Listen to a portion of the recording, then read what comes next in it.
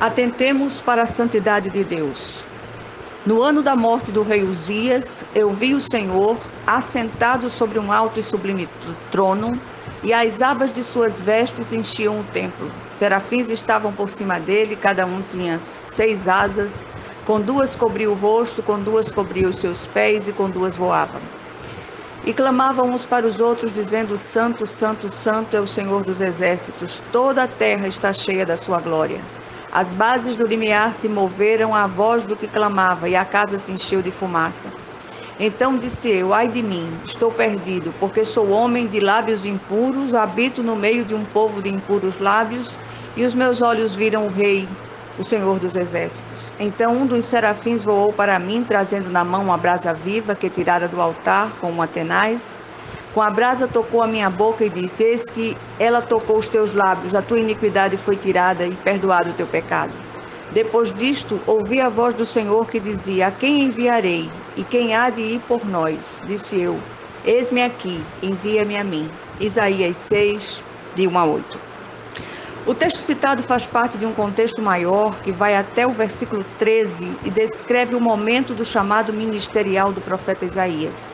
Este chamado foi marcado por 2 acontecimentos que abalaram profundamente a estrutura emocional e espiritual daquele homem de Deus: a morte do rei Uzias e uma tremenda visão do trono de Deus. A partir daqueles 2 acontecimentos, Isaías nunca mais foi o mesmo. O rei Uzias de Judá foi um dos maiores líderes daquele povo. Ele é também chamado de Azarias. Depois de um longo reinado de 52 anos, ao partir desta terra, deixou no profeta e em toda a nação um sentimento de profundo pesar e orfandade. Foi exatamente ali, naquele momento desolador na vida de Isaías, que o Senhor escolheu para manifestar-se a ele, mostrando-lhe a sua glória e majestade. Um rei humano deixava seu trono terreno, mas o Rei dos Reis continua assentado num alto e sublime trono pelos séculos dos séculos e no controle absoluto de todas as coisas. Ele fez o que era reto diante de Deus. Contudo, a certa altura do seu reinado, tendo ele se fortificado, exaltou-se o seu coração para a sua própria ruína e cometeu transgressão contra o Senhor, abusando de sua autoridade. Ele quis queimar incenso no lugar dos sacerdotes, o que não era lícito. O Senhor o feriu com lepra até o dia de sua morte. Mesmo assim era amado por todos e por todo o reino de Judá, porque era um grande líder. Involuntariamente estabeleceu-se uma relação de profunda dependência da figura paternal de Uzias. Essa dependência acabou se tornando um tipo de idolatria, pois as pessoas acabavam recorrendo a Uzias ao invés de recorrer a Deus. O texto se refere também a serafins, classe especial de anjos de Deus. A palavra serafim vem do hebraico e significa consumir pelo fogo. Esses anjos são agentes purificadores de Deus. No ano da morte do rei Uzias, o profeta Isaías teve uma grande visão de Deus que o despertou para 4 verdades específicas: para a santidade e glória de Deus, para seu próprio pecado, para a sua purificação e para seu serviço. Deus é infinitamente grande e absolutamente santo, por isso que nosso pecado sempre irá ofendê-lo.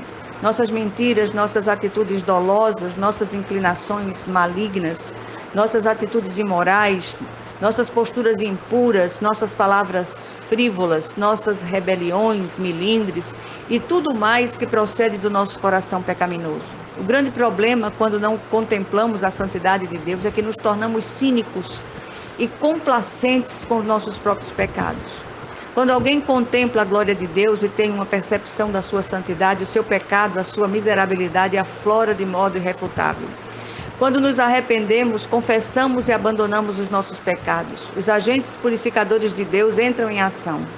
Depois de sermos purificados, Deus nos chama através de inúmeros instrumentos para o seu serviço e espera de nós respostas. Reflitamos sobre isto em nome de Jesus Cristo. Amém.